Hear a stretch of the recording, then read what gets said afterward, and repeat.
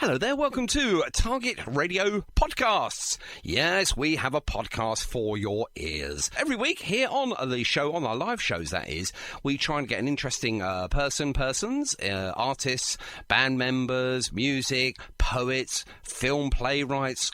We even get, we'll try and get everyone. We'll try and get everyone that's interested in our genre of music that we portray here on Target Radio. So what we do is sit them down, we have a telephone interview, sometimes a live interview, and we discuss all things in their profession. So stay tuned here. This one is an absolute blast. You're going to love this, and I'll be back at the end to obviously, tell you what's coming up in the very near future. So I am the pod father. I will now tell you that this is Target Radio Podcasts. Don't forget to check us out on iTunes, and if you think we deserve it, don't forget to leave us a 5-star rating. That would be rather nice. Thank you very much indeed. So over to me, Cookie, and obviously to Andy Top Walker as well. And sit tight, and enjoy. This is Target Radio. Dear God in heaven, please let this show go okay, with no major boobs or goofs, or is it goofs? Please don't let me tread all over the intros of records, or say a naughty word. I listen to Sean Cook. Oh, Sean Cook.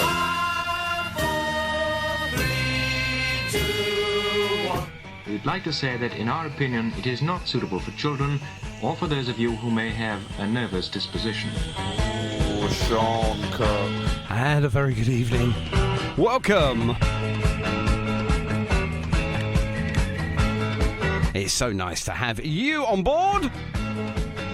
And it's almost as good as me broadcasting to you. You're much more important than me. Anyway, on tonight's show, we have got none other.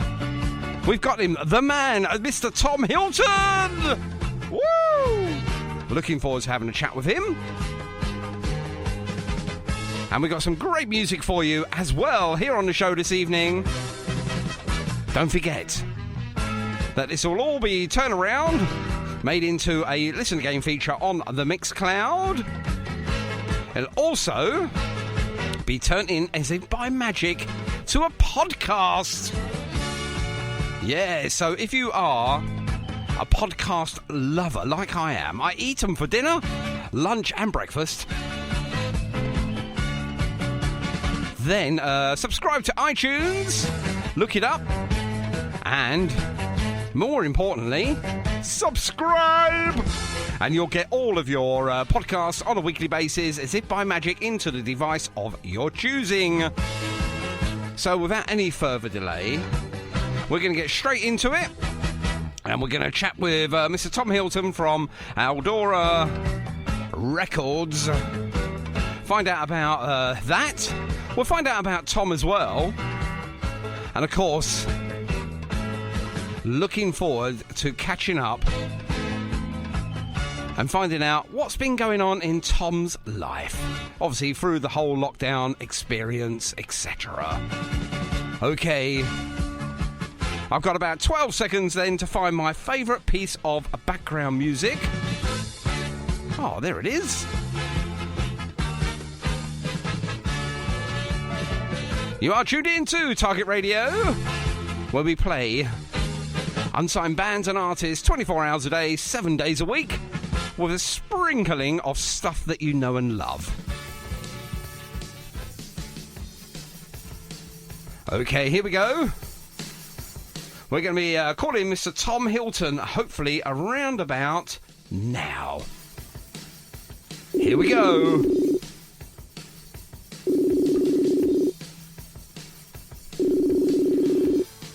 I hope he answers. Hello. Hello, now would that be Mr. Tom Hilton? That would be, yes. Excellent. Hang on, my friend, you need one of these. Hang on, while it's working. There it is. There it is.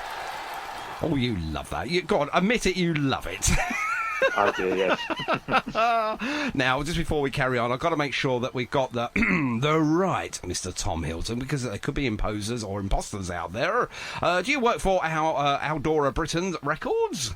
I do, yes. Excellent, lovely. And apparently you work at the Tom Flowers Cricket Coaching. Is that right?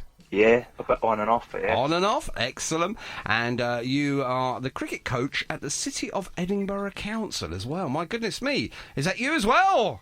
It is, yes. Excellent, we got the right one. Okay, that's enough of that. Off you go. They won't go now. How are you, my friend? I'm very well, how are you? Yeah, not too bad, not too bad. Different times, obviously. We're in this lockdown thing, and that must be really affecting you quite greatly. Obviously, you know, with your career at Aldora Britain Records and etc. You know, with obviously social distancing and obviously not being going out and mixing with sorts of people and stuff. So, how's that really affected you? Well, it's actually made me a bit busier, to be honest, because I don't know. I think a lot of people have been working from home and stuff like that, and a lot of independent musicians had like more time on their hands to do stuff like interviews and sending music out. So I've actually been pretty busy through the whole of lockdown. Oh, right. Don't let anyone else tell you that have been sat there and bored and, you know, tried to learn a new instrument or something, or being creative in the kitchen. So we won't mention that anymore. Right. During lockdown, though, did you actually do any of the above? You know, learn a new thing in the kitchen, or did you learn an instrument or two? In all honesty, no.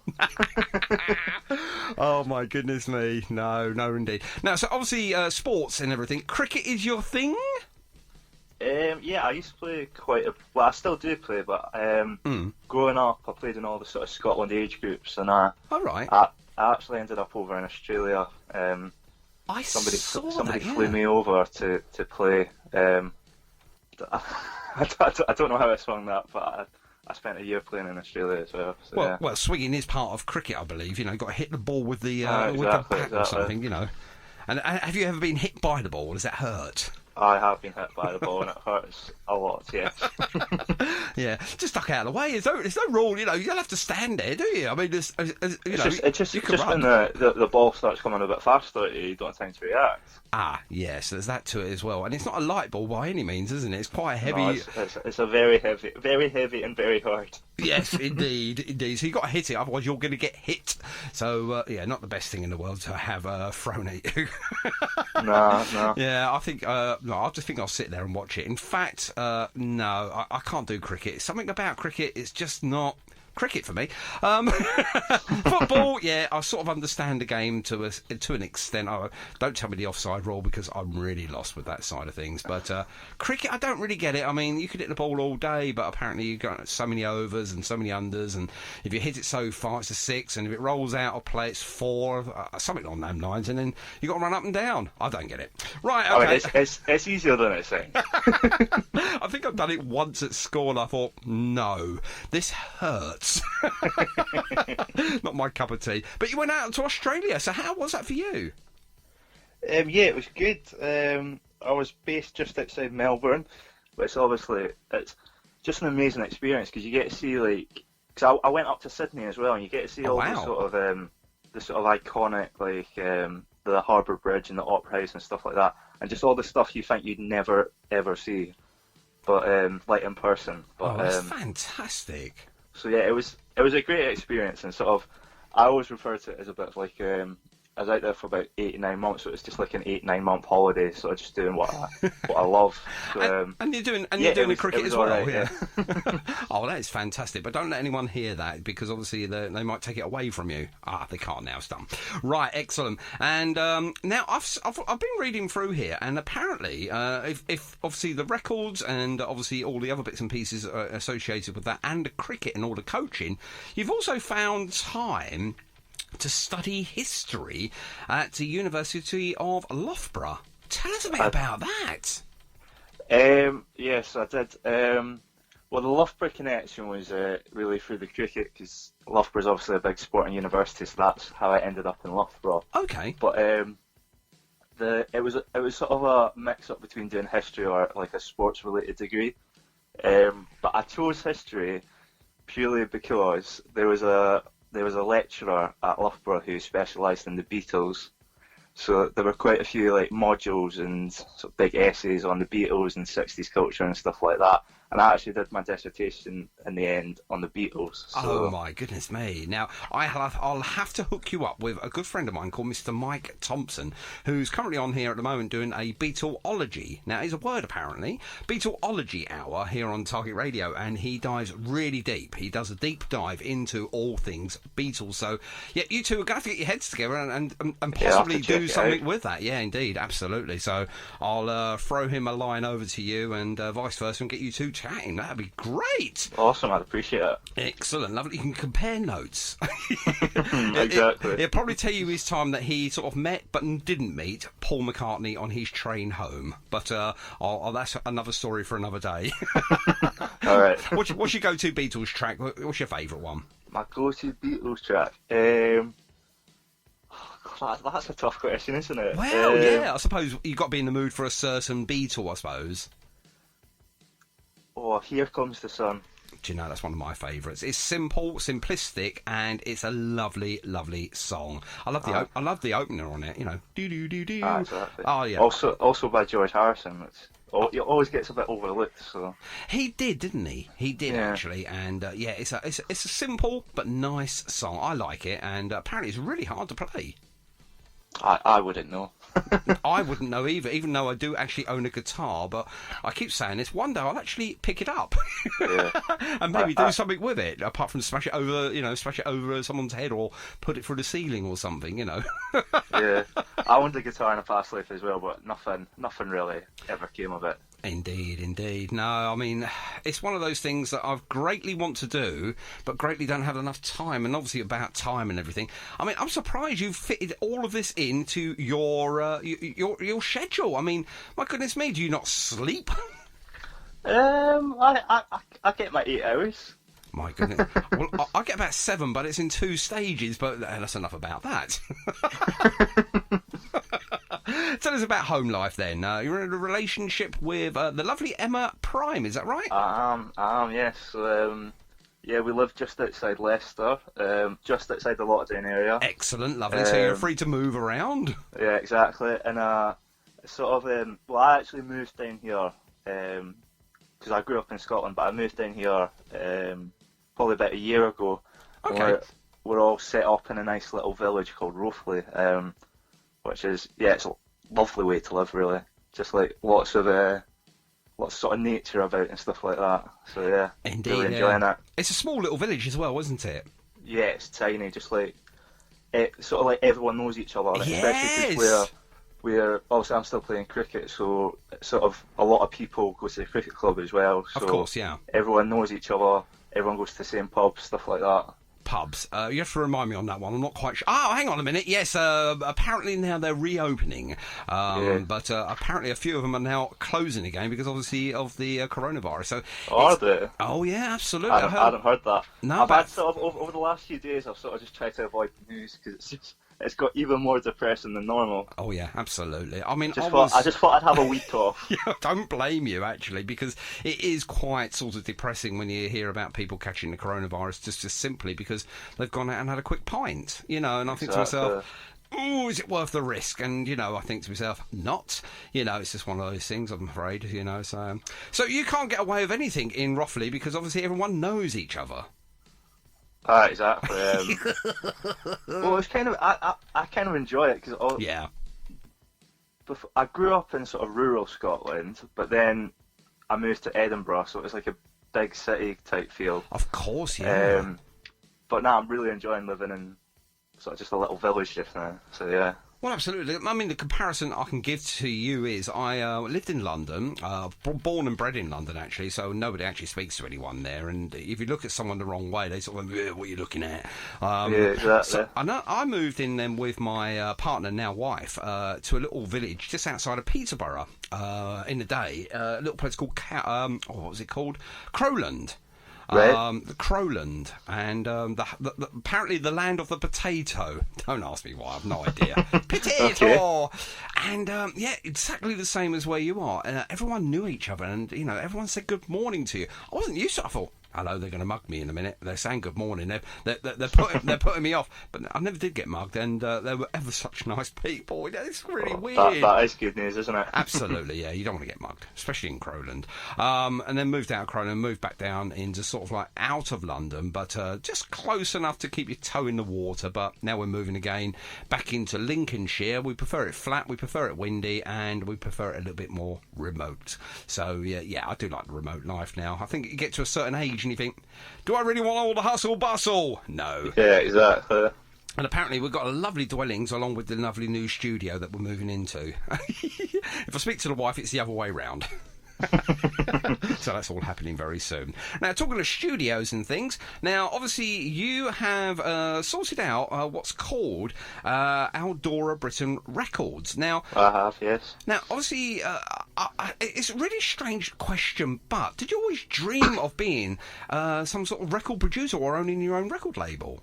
A bit, yeah. I used to, back in my school days, I had a really good mate called Richie who, I remember we used to sit, we sat right at the front of the history class. Yeah. Well, we got placed there by the teacher. I'm still not sure why. Apparently it had something to do with our behaviour. But we got placed right at the front, and we always used to chat about sort of like having like a record label and having a record shop and doing like a big sort of hometown gig at our local teams like football stadium and stuff like that. So yeah, that's sort of where the idea sort of came from, and it just sort of grew from that. Oh, that is fantastic. That's a great story as well. I mean, obviously being, sort of sorted out and put in the front. I mean, it's possibly because you were such good students and they wanted you... Yeah, right, maybe. That's exactly what it was. We'll go with that one. Why not? So, Aldora Britain Records, when did you first come up with the concept of the name? Because it's not a strange name. It's a really fetching name, actually, because obviously you've got the long version, but obviously AB Records as well, which really rolls off the tongue and rememberable. So the name came when I first set it up. I was into Northern Soul, and there's a singer called Aldora Britain. Yes. So basically, I just sort of copy and pasted her name into like a sort of record label type name. Despite the fact, back when I first started it was just a blog. Like I didn't put anything out. It was just sort of a music blog where I just sort of wrote about bands that I was discovering.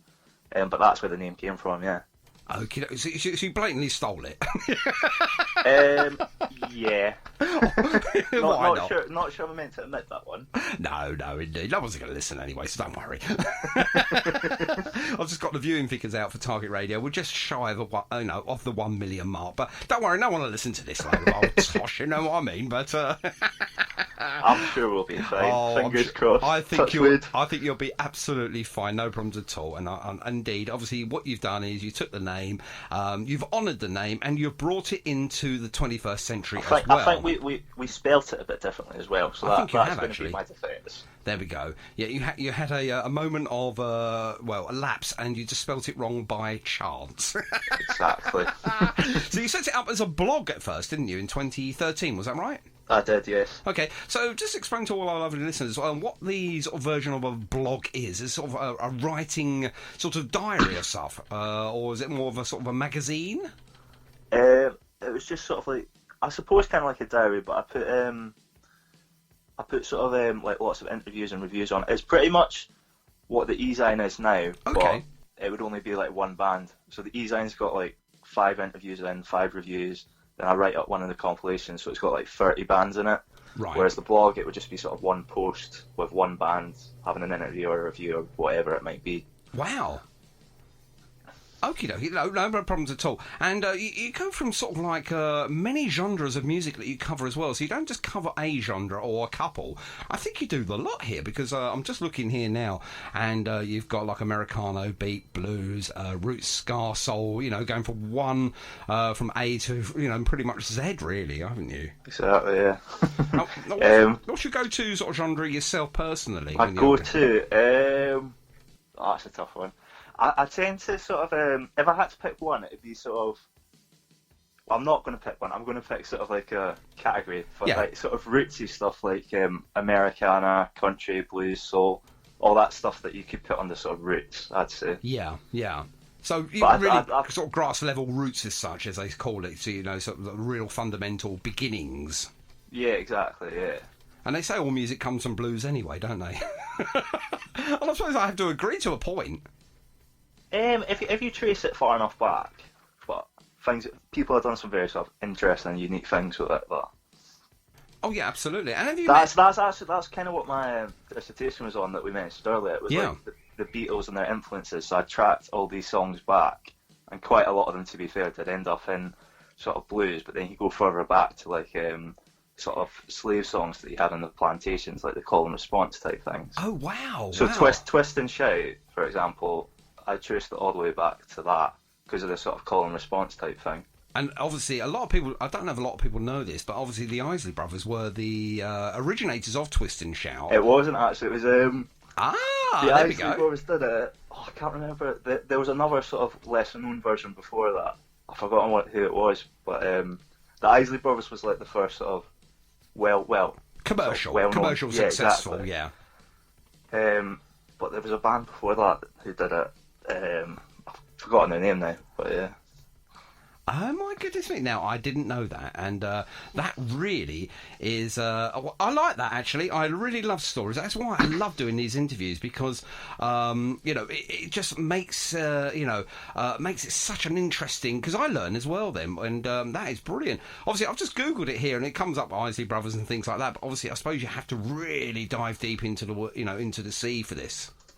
Yeah, I'm having a look now, actually. It's bugging me. It's bugging me as well now, because obviously I'm just looking here, and obviously... The Top Notes. Top Notes, Twist and Shout from 1961. There they you are. go. And then obviously the Isley Brothers brought it into some sort of like fame, and then the Beatles copied it, covered it, and obviously I suppose the Beatles version is just a little bit faster, and obviously it's the Beatles, so a little bit more successful than the Isley Brothers, I suppose. But there you go. Ladies and gentlemen, that's what you can learn just by simply interviewing a great man as yourself there, Tom. Facts. Fun facts for you, ladies and gents. That's great. Now, obviously, with your artists and everything, they're all sort of, they are all unsigned and pretty much unknown at the time. So some of them are signed. But, okay. The majority are unsigned, yeah. So does that conflict with obviously the signed artists? Because obviously, being a records, Aldora Britain Records you are a record label, is that right? It's a grey area. It's a bit of everything, really. Yeah. So I think, from my point of view, it's the e-sign that's what it is. Right. But I think the majority of people look at the sort of the compilations that we put out. That's sort of their go-to thing. I see. And then we just sort of started. We started the original records thing because I wanted to do something sort of to help with coronavirus. You see what I mean? Because me and Emma were watching the news one day just when they were sort of setting up sort of the helpers going out to like deliver medicine and stuff like that. Yeah. And we thought, we'd love to do something like just do our part. But Emma's got asthma, and Reuben, my little boy, he's not been diagnosed because he's too young, but he's got an inhaler and stuff like that. So we thought best not to go out too much, because obviously asthma is one of the sort of vulnerable sort of diseases. Absolutely, yeah, because it's a respiratory illness as such, and obviously the illness. coronavirus. That's the word I'm illness, looking yeah, disease. Disease. Yeah, I'll probably get my head bit off now. Don't worry. But yeah, so just one day in the shower, I had an idea. Just thought, why don't we do a charity single? Because obviously AB Records got a bit of a sort of platform now, so I assume hopefully a few people will be interested in it. And then I thought of John Donegan, because I did an interview with him, and he briefly mentioned that he's got like this massive archive on his computer of stuff that he's recorded that he's never put out. So I thought, I wonder if he has anything. So I messaged him, and within about 5 minutes he came back saying, "Give me till the end of the day and I'll have something for you." And he took this song out from this big archive of music that he's got. He sort of remastered it a bit, and he sent it over. Yeah. And the words and everything literally just fitted the time perfectly. And it was one of those moments where you're just like, I can't believe music like this is just sitting on someone's computer Yeah, I know, it's unbelievable. And when I interviewed John a few weeks back, he said to me about this archive of music. He says it's got thousands upon thousands of tunes and stuff that it's just waiting to sort of like, I suppose, get the light, get the green light and get out there. And I went, my goodness me, you would never have to work again. But obviously he still does. He still creates. I mean, it should be out there. Like his the album he did last year, Being So Flat, I think is absolutely amazing. Yes, of course. I've been lucky enough to hear Putney, which is the one he's going to release in August, and it's even better. Like, he just keeps on, like, every single thing he puts out, in my opinion, just sort of builds on the last thing and sort of almost breaks new ground as well. It does indeed. I mean, Putney itself, and obviously just quickly chatting about obviously other artists as well that you're associated with John Donegan, I've noticed him to be quite a humble guy with really good, a very good singer-songwriter. He's got so much there. And he was telling me about Putney. He says it is a journey. It's a real good concept album. And I do love a storytelling album because it sort of takes you there and, it keeps you there. It's not like, I'll listen to a track now and, it's like a good book. You can't put it down. Yeah, so, exactly. You can't stop listening to it. So looking forward to it when it's released next month. Definitely, yeah. So going back to your charity record then, and obviously John Donegan's, sent this over to you within, a day, which is blooming marvellous, to be fair. What did you do with it? Well, we just put it out. It was out on the 1st of May. Mm-hmm. So we just put it out and sort of hope for the best. Like, because that was the first sort of original thing we did. So I didn't really have any sort of big PR campaign or anything like that. So we put it out, and I think it's made about 250 quid now. It's been downloaded about 100 times. Wow. Which it's not quite Ed Sheeran, but I mean that's more than I was expecting for sure. Well, absolutely, and I mean, at the end of the day, I mean, music now, and I'm not going to be too sort of like, I don't want to sort of like stay on this for too long, but the sort of today's music is very much niche. It all features somebody, and to be honest with you, I think it's one or two different record companies that are out there releasing this stuff, and I'm not meaning this to be disrespectful to the hard-working artists that are out there producing this stuff, but this stuff, you can tell I'm not a fan of it. It's very, very similar, repetitive, and it just shows there's not an awful lot out there. This is why I've turned really to the unsigned artists, the unsigned band, that are striving just to really get out there to do what they do and do brilliantly and love. They're not doing it for money. They're not doing it for, a millionaire's lifestyle. They're doing it because they enjoy it, and you can tell the difference in their music compared to, I don't know, Madonna, Ed Sheeran, as you mentioned before, all the sort of top-notch people. I actually had an interesting conversation with Rick Bardsley, who I believe you know. I know him quite well, yeah. He works on the show here. Yeah, he does the Lucky Bag. He does. He sells every Sunday from 12 through till 2. Exactly. But I had an interesting conversation. The first conversation I had with him, we had a similar conversation, and he pretty much said, from a business point of view, as a record label, if you get like 4 people and put them together and give them a song, it's a pretty safe business proposition. But if you get 4 or 5 lads of a council estate, give them a load of money to go and record an album, living their dream, it's not as safe a sort of business proposition, is it? 'Cause no. It's just they can pretty much do what they want as they please in their own time. Whereas if you write a song for a group of people you put together, you sort of can work on that schedule, if you see what I mean. Yeah, indeed. Yeah, it's a way of doing it. I mean, obviously, the other sort of version is, obviously, we were just talking about John Donegan there with lots and lots of music in his archive. It's just waiting to be discovered. People like yourself that can actually push this forward, having the contacts, having the, I suppose, the oomph in their sort of day-to-day work in life to give that push, I suppose, and I think that works as well. Yeah, well, hopefully that's the way it will go at some point in the not too distant future. I think you can do it, and I think you are doing it, actually, personally, because obviously you've come up on my radar, and I'm not saying, it's the be-all and end-all with me here at Target Radio, but, to get noticed and to obviously get this I suppose, highlights, really, because everyone now is talking about AB Records. Most people are, that I know, musicians and sort of other people in this business, you know, whether it be people like myself playing the music or people producing the music, people are talking about AB Records in a big way. So, obviously, you know, you're getting there, Tom. Well, you kind of there, like in speeches there. I actually, over the last couple of weeks, I've sort of been a bit sort of disillusioned with it. Like, some of the people that have following it, I've noticed there hasn't been an e-zine in 2 weeks now. I managed to put the compilations out because all I need to do to put a compilation out is listen to an album, and I do that anyway for fun. Yes. But the e-zine's a lot of hard work, and I've been a bit disillusioned with it because I'm just thinking, like, nobody's really, like, sort of, like, looking at it, if you know what I mean. But hearing stuff like that, I suppose, sort of shows that maybe it is working a bit. And I had... I'm the same, yeah. I'm exactly the same here at Target Radio. Sometimes I think, the listeners have dropped a little bit. And then you think to yourself, well, okay, there's so many different reasons why. You know, so, you know, exactly. We all get that way. We all feel that way. We're human. We have doubt. Yeah. But I saw Darren Tuck put a post up, sort of a similar type of thing, like, I'm putting my heart and soul into this and nobody seems to be listening.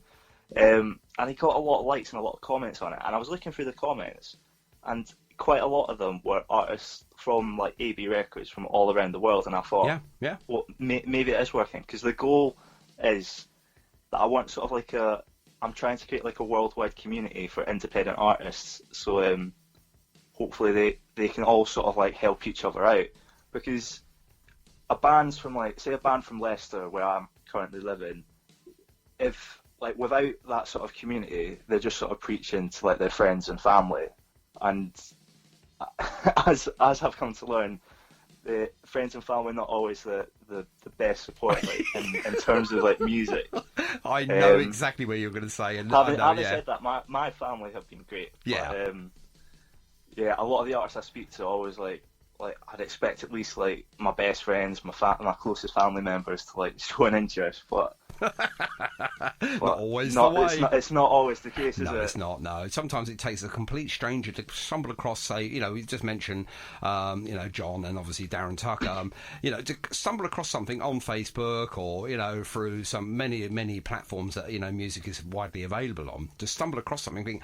Actually, I really like this. I'm going to play it again. I'm going to find out a little bit more about Darren Tuck. And obviously then Darren Tuck will lead to your good self and other people like yourself. And, so the idea is hopefully just to sort of like gather loads of people like that from all around the world. So absolutely, there is a platform for sort of independent music. So it's like a similar thing to what you guys are doing as well. Yeah, of course. I think the more platforms one can be exposed on, even if the terminology, I hate this terminology, but when you're spread around thinly, I'd rather be spread around thinly and not spread around at all. That's my sort of view on things. I mean, at the end of the day, it only takes a name drop. It only takes somebody saying, oh, you really got to listen to Darren Tuck's music. Like we just mentioned there, and someone's listening to this thinking, who the hell's Darren Tuck? I'll have to look him up. There's another listener, straight away. Exactly. And exactly. It's the best form of advertisement, and it is advertisement, let's be honest with you. The best form of advertisement is always going to be word of mouth. Yeah, exactly. I couldn't agree more. Absolutely. Your best friend turns around and says, hey, have you heard of Paul Weller's new album? No. Is it any good? Oh, mate, it's really good. All right, okay. Exactly. And then you go and check it out, don't you? You go and check it out because, you think, okay, well, he's not really a Paul Weller fan, but for him to turn around and say that, it must be quite good. I'm just using that as an example. Obviously, I have heard Paul Weller's great new album, and it is blooming good. And a lot of people are raving. I tell you about what, I've seen a lot of people sort of saying how good it is, but I've not listened to it yet. So first track on there, Mirror Ball, it takes you totally off by chance. Honestly, I heard it the first time when it was first released. I got the early release of it, and I listened to it, and I thought, hey, what's this? It's like almost a psychedelic sort of introduction to his music, and I think, wow. So yeah, I would say now, on this podcast, please check out Paul Weller's brand new album. If you can buy it. If you can't, just listen to somebody else's copy. But it is a good album. So there you go. Recommendation from here, Cookie. Right, okie dokie. So you've got to go and do that this week sometime when you get a chance. Now, what sorts of your next steps then, Tom? In regards to AB Records. Next steps, I'm going to get back onto the e-zine. The e-zine is going to start again on the 15th of July. Fantastic. It's going to be weekly again, so 5 interviews, a few reviews, and a write-up of compilation. And if I have the time, I'd try and write a sort of article, featurette type thing. Try to be a proper journalist, stuff like that. A compilation a week as well, so about 15, 16 artists put together and put out on Bandcamp. Wow. And then we're going to, in August, AB Records is 7 years old, so we're going to do a series of singles that I've called Tracks of Troubadours, because the first ever band that I featured was The Last of the Troubadours, which is one of Darren J. Connick's old bands. Yes, indeed, yeah. So the idea behind that is it's 7 singles for the 7 years, and they're going to be songs that have already been released, but songs, in my opinion, didn't really get the exposure that they deserved. So in connection, sorry to jump in there, just in connection with obviously your birthday, you're actually going to give 7 different artists, 7 more chances, or 7 different chances, for people to actually go back and have a look at their back catalogue of music, which is absolutely fantastic. So even though you're celebrating, you're giving something back again. Yeah, exactly. Well, that's the thing behind AB Records. It's never been about AB Records. It's been about giving all these artists a chance to sort of express themselves and get their word like a bit more out there. Oh, that's fantastic. You know, I mean, you pride yourself on your diversity. I'm reading this here with a wide range of music that you feature, but you are just giving it back to the listener every single time, which is really, really quite special. Yeah, that's what it's all about for me. I want to get this music out there, and I want the independent music fans that is... When I first got into independent music, it was always kind of... I didn't really know where to go to sort of discover new stuff. So if an independent music fan can come and buy a compilation like every couple of weeks and discover like 5 great new artists, and go and get a record from them, then in my mind it's working. Well, absolutely, yeah. I mean, going back to your sort of self-doubting, I mean, it takes one person to listen to something or one person to purchase a track or an album, and he will then do the job for you to some extent and actually recommend it to one of his best friends, his girlfriend's mother-in-law. You know, all of those sorts of people will say, oh, what's this track you've got playing in the car? Oh, this is so-and-so, so-and-so. It works on that aspect, and it will keep working because obviously you can go back and revisit older tracks and older artists that you've worked with before and possibly work with again, you know. So music is one of these really, really untired sorts of where am I going with this? What's the word I'm looking for here? It's really one of these diverse things that you can actually use time and time and time again. It doesn't age. That's the word I'm looking for. It doesn't age. And like you say, you can go backwards. Obviously, you can go forwards as well. But the good thing about music is discovering the back catalogue of stuff that you think, wow, this stuff's really good. Now I can see where this guy's getting this music from today, because obviously he's relying on and using some of the real good stuff that he used yesterday. It's brilliant. I love that. Yeah, exactly. And then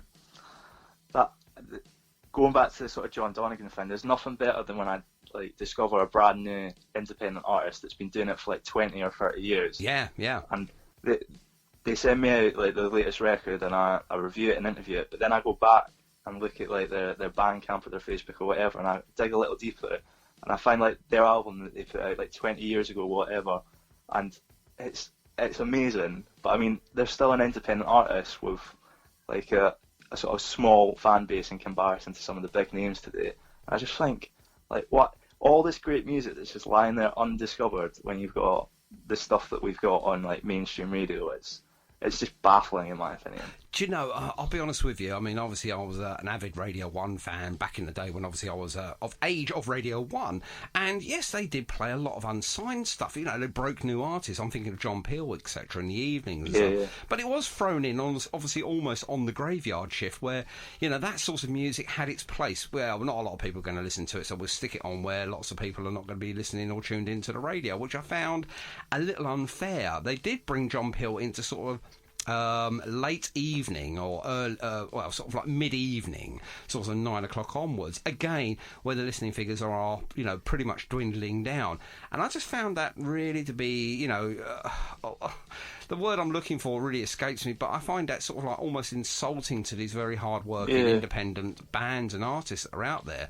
And we're talking about names now that we've heard of and love. The Jam, for instance, XTC, the Smiths, all of those great bands from the sort of like mid to late 70s and sort of breaking into the early 80s. Names that we go to now thinking, oh, no, I know the Jam, of course I know the Jam. It wasn't until John Peel sort of like picked up the Jam and think, hello, we're going to have to do a Peel session with this one. And look where it catapulted them into fame. Just talking about the Jam here. XTC was another unknown sort of Swindonian band that no one really have heard of before. But their lyrics, their music was absolutely marvellous. And it took someone like John Peel to do it. So, what you're doing, you're following pretty much in the same sort of tracks as I am. I'm playing the music. You're helping with the production of that music. It works. I work with you. You work with me. We... as a sort of collective entity, and others out there as well. If you come across, like John Donegan, I found him purely by off chance through Mixcloud, of all things. I found a podcast. So that's podcast, yeah. I found a podcast of his, and I was transfixed by his sound of his voice. It was like, I'm going to play some music with different, same lyrics, but in a different language. And I went, hello, I like the concept.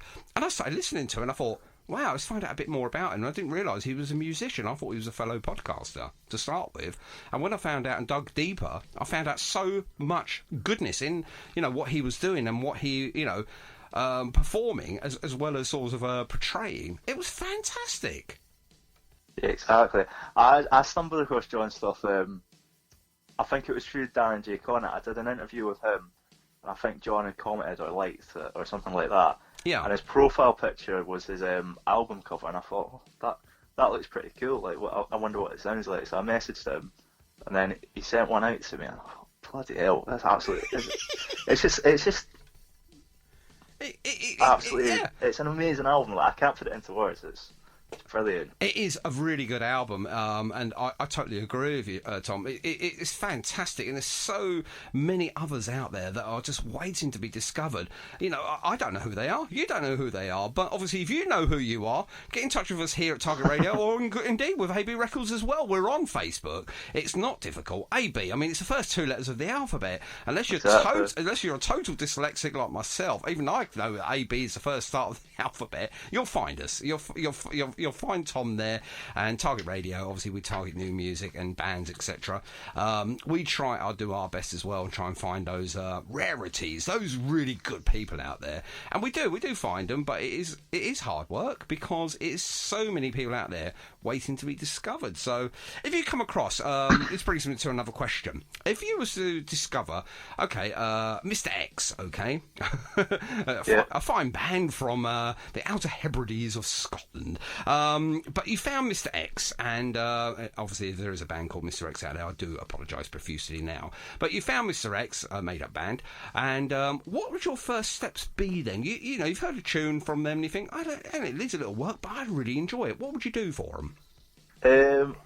If I discovered it, I'd just send them a message on Facebook or an email or something like that, and just saying, I'll just send them a few links of what I do, say that I've discovered the record and that I really like it and love to work with it. Yeah. And then I just wait to see if they reply. Of course. Yeah. Absolutely. So you don't push. You just wait for them to, but if you really, really like them, would you send them a second email? I would.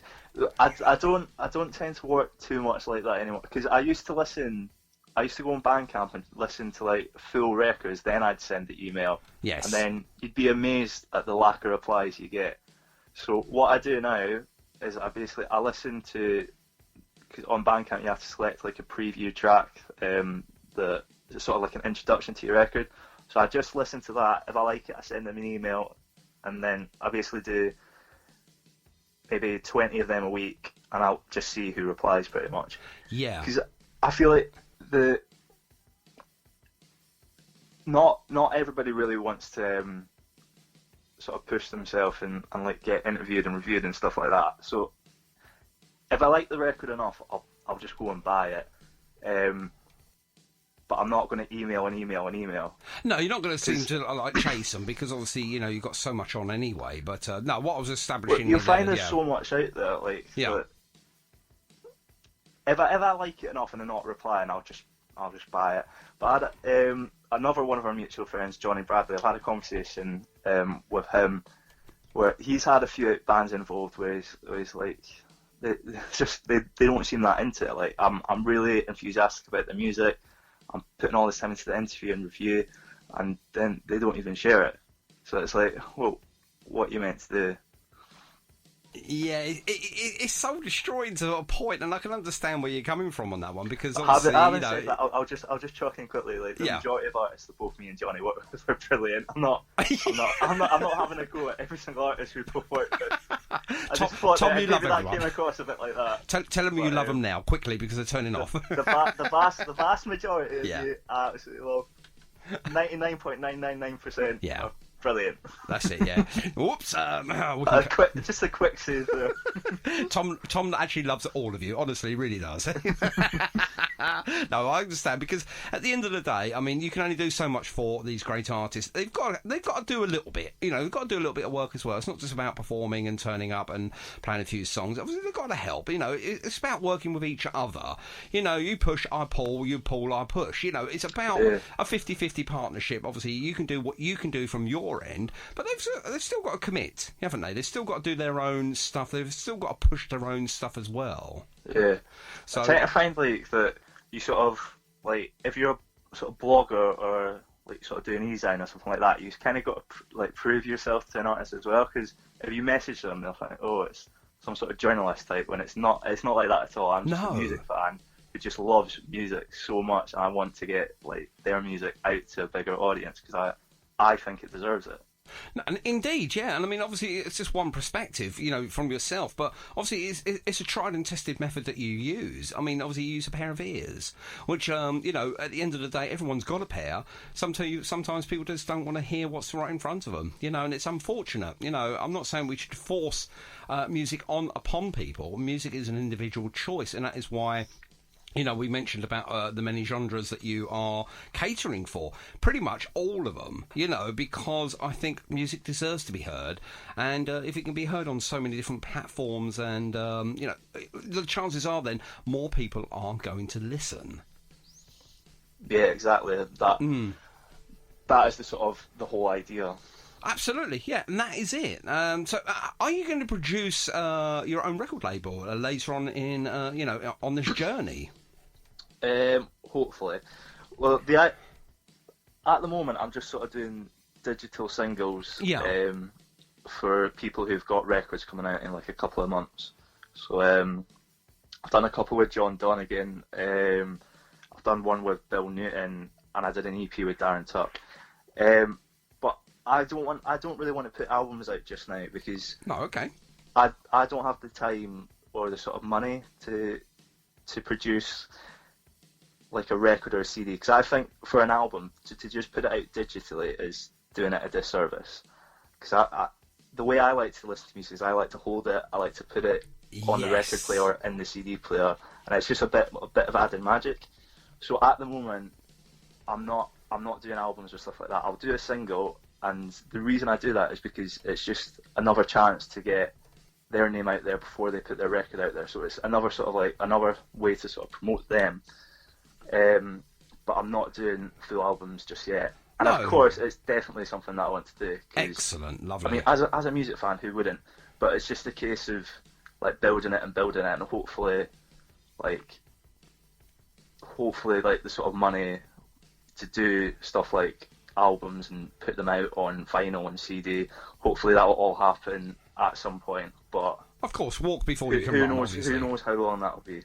Absolutely, but at the minute, it would just be sort of digital singles once or twice a month. And just going back on what you said about, obviously something tangible, something to hold on to. I mean, I had this similar conversation with Manny earlier during the week, and that's Manny Perazzoli. Now I can actually say his name. I might as well say it a few more times. Is that the way you say it? Perazzoli, yes, that's how you pronounce it. You can do it with a slight Italian accent if you wish, but I didn't want to do him any disservice, so I didn't. It's like a mozzarella. thriller.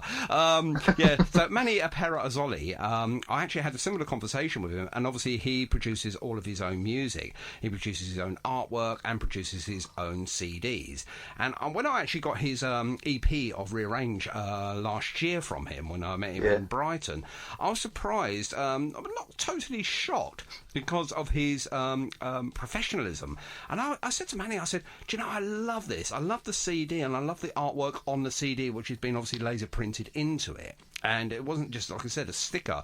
It looked, it felt, and obviously it sounded very, very professional indeed. Now, for me, that was something to hold on to. It was something tangible. It wasn't, like you say, just a download. I mean, obviously, downloads are a good thing, especially if you want a certain track from an album, or indeed you want the whole album. Why not? It's cheaper to buy it that way anyway.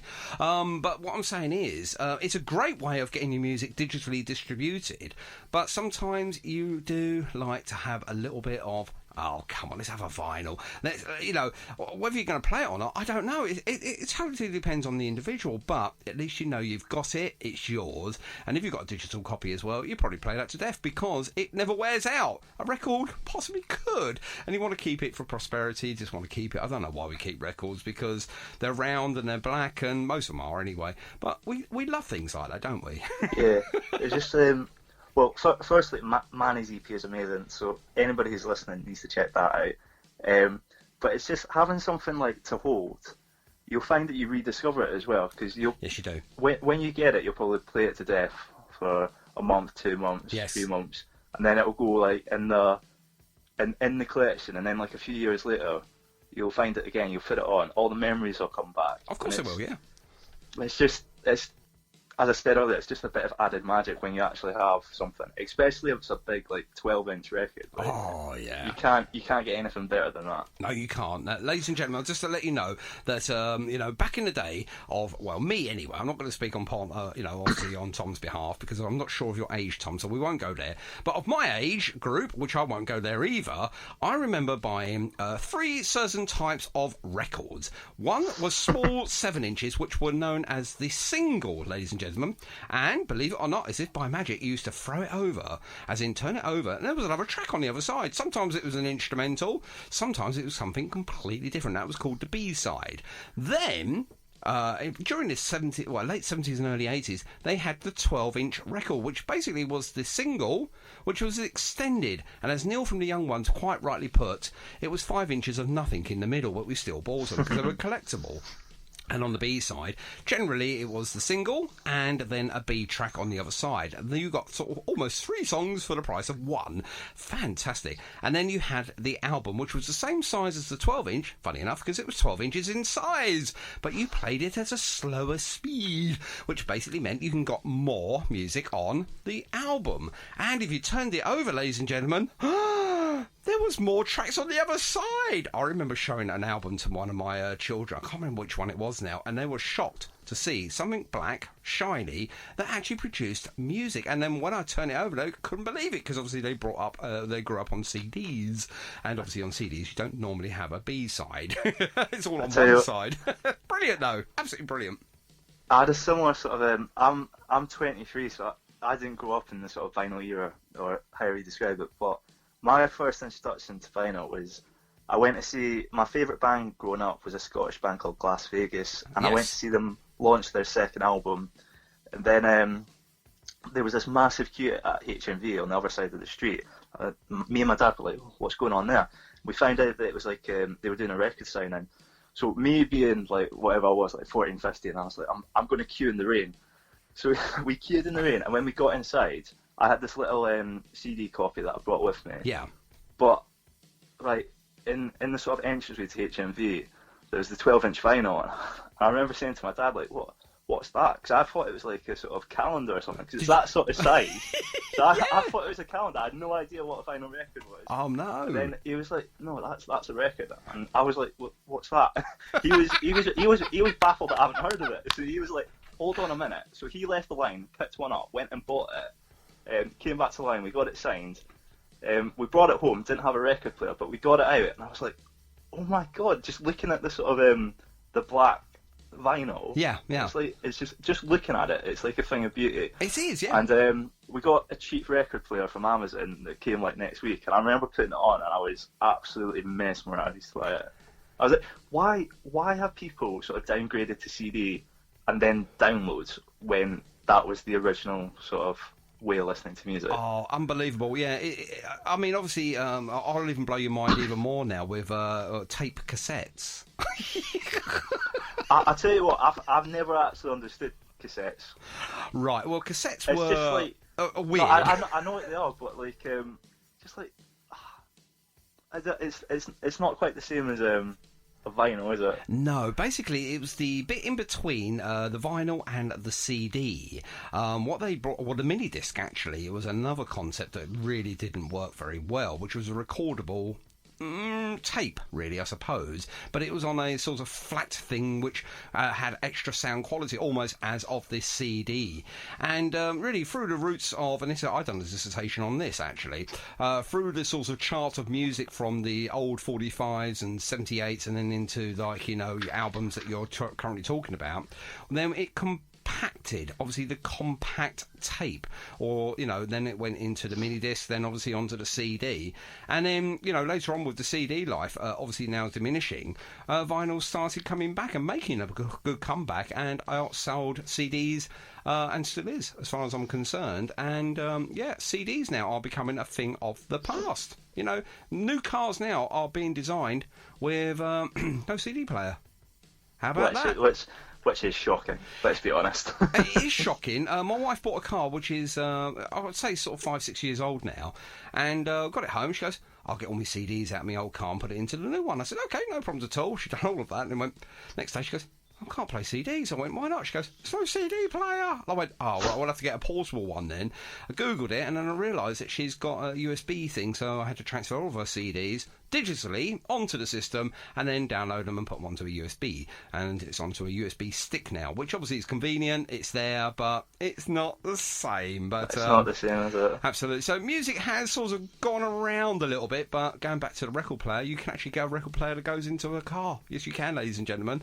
I'm not going to guarantee it won't skip and jump, but there is car record players, believe it or not. Google it. Honestly, there really is. Now, moving forward then, I'm going to give you a couple of quick fire questions. Hopefully you've got some quick answers for us. So next year, where do you think AB Records will be, and what do you want it to be at? Where do you want it to be at, shall I say? Well, hopefully doing a similar thing with the design, the compilations, and a few sort of original digital singles as well. Yep.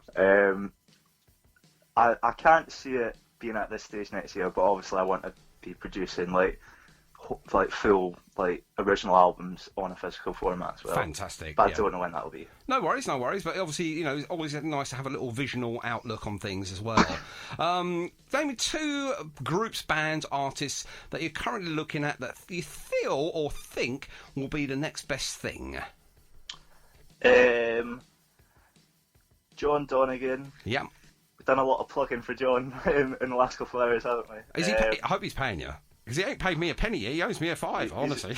He's not paying me. I'm going to invoice him after this. Yeah, well, can you send one for me as well? It's a $5. Just 2, that's tough. I'll pick Brooks Dixon from America. He's kind of like a roots rock thing. Oh, right, lovely. I'll have to have a little listen on stuff on his as well. And what we're going to be doing as well, obviously on this edition of the Mixcloud edition anyway, is that know that you're going to throw over sort of like 3 or 4 songs that I can play at the end of the interview. So have you had a thought about that yet? Had a think about it? Yes, we're going to go with John Donegan. Of course. His song Lorwick, which is the latest single from John that I've put out. Fantastic. We're going to have Still the Water Runs Deep by the Broxton 100, which is another one we put out. Yes. And then we're going to have What She Knows by the Telmos, who is Andy from the Draytones, so that's his new band. And their song's called What She Knows, which is going to be the first anniversary single as well. Oh, that's brilliant. And then we're going to have Black Coal Lips by a band called the Lamplight Club, who that's another song that will be coming out on AB Records at some point. Brilliant stuff. That's brilliant, Tom, and I'm looking forward to playing all of those after this interview as well. Okay, now just for those, remember the original broadcast, which was on Monday, just gone. Now, they're probably thinking, hang on a minute, I don't remember them chatting about this, and I don't remember them chatting about so-and-so and record players in cars and things. What's going on? Right, okay, cards on the table, ladies and gentlemen, because obviously when we broadcast this live, okay, it is live, obviously things go wrong, and things went dreadfully wrong for me anyway here at Target Radio. Finished the show at 9 o'clock, 8 o'clock, sorry, I do apologise. And I received a message just after from the platform that I currently use digitally, here we go, is that word again, saying, we're doing some routine maintenance, so anything you've recorded up until 8 o'clock will be, unless you download it now, will be instantly, gone forever, and it will, disappear. And I went, right, I better download it right now. I received that email at 8:15. And it said at 8 o'clock we're going to get rid of everything. So they actually gave me 15 minutes, no advance. And in fact, they actually gave it to me 15 minutes too late. So we actually lost the original broadcast. And obviously, this is why we're doing this one. That is a special one, aren't we, Tom? Because I felt that I think we've covered most of the things that we covered on the original show, and I think we've gone into a bit more depth as well. I think we've had a little bit more time, and I think that the only thing that we missed out on was Ruben's interruption asking for his pudding. And that was the best bit. that was the highlight, wasn't it? Oh my goodness, mate! Did you actually give him the pudding in the end? Did you give in? I didn't. By the time we were finished, he was in bed, so I don't know if he got the cookies or not. I'm sure he did. I bet he went to bed happy. Oh, that is brilliant. Right, Tom, I think that wraps everything up. We've got everything I think we need. Oh, here we go. They always do it. Why do people try and ring me when I'm trying to do it? Things like that. That's a quick edit there, I believe. So I think we're going to bring it to a natural end, Tom. Thank you ever so much indeed, my friend. And we're looking forward to listening to those tracks, as you mentioned before, at the end of this interview. But for now, I would just like to say you have been a star, as always. You've had some practice now, you see. Exactly. I'm going to get the social media guys back in a second, just obviously give you a nice fanfare and a cheer. But is there anything I've missed? One thing quickly. Yes, of course. I forgot to mention in the previous interview we did as well. Yeah. Was there's a guy called Chris Chin from Boston who has let me do. Every week he does a radio show and he lets me do a quick sort of 10-15 minute segment. Okay. And I forgot to mention him last week, and I picked up a lot of new sort of members of our little AB community through that. So I just wanted to say a massive thank you to him just before we finish. Oh, that's fine, no problems at all. Just haven't mentioned the radio station because there's only one anyway that exists. Yeah, but tune into Target. Yeah, why not indeed. Okay, and to follow you, obviously we can find you quite easily, and it is quite easy, ladies and gentlemen, on the Facebook. Just look up Tom Hilton, as in the hotel, and Aldora Britain Records. Those are the two main sites, but obviously then loads of links off them will find you in good stead with obviously everything you're involved with. And obviously if you want some cricket coaching, Tom's your man as well, but just watch out for those low flying balls because they do hurt. Oh, Tom, hang on a minute, they're coming in now. I'd like to say thank you very much indeed. You have been a star as always, and we'll catch up again very, very soon once we've moved and gone into our new studios. Thank you for having me. You're always welcome, my friend, always welcome here on the show, and have a good weekend, my friend. Have a good weekend. You as well. Okay, take care. Thank you. Hang on, bring him in. People come on here just for that. Take care, Tom. See you soon. Bye-bye. Thank Cheers you. now. There he is, and there he's gone. That is brilliant. Thanks ever so much indeed for Tom Hilton. And as before mentioned, we're going to play those tracks now, and we're looking forward to some feedback as well. Brilliant. Thanks ever so much. Take care for now. Bye-bye. And we're back, yes. And what did you think of that for an interview? Wasn't it great? We found out so much. Anyway, thank you very much indeed for joining us for the Target Radio podcasts. I am your pod father. That is me, Cookie. Don't forget to rate, us on iTunes if you can, please. If you think we deserve it, 5 stars, please. It does help with the future of Target Radio. Don't forget you can join me every single Monday from 7 through till 8, and then I'm back again on Tuesday 7 through till 9, and then Fridays as well, live here in the studios between 7 and 8. Check out all of our great shows here on Target Radio, and as I say, please, please, please support local artists and the Unsigned Band. Until next time, thank you very much indeed, take care, and we'll see you soon. Bye-bye.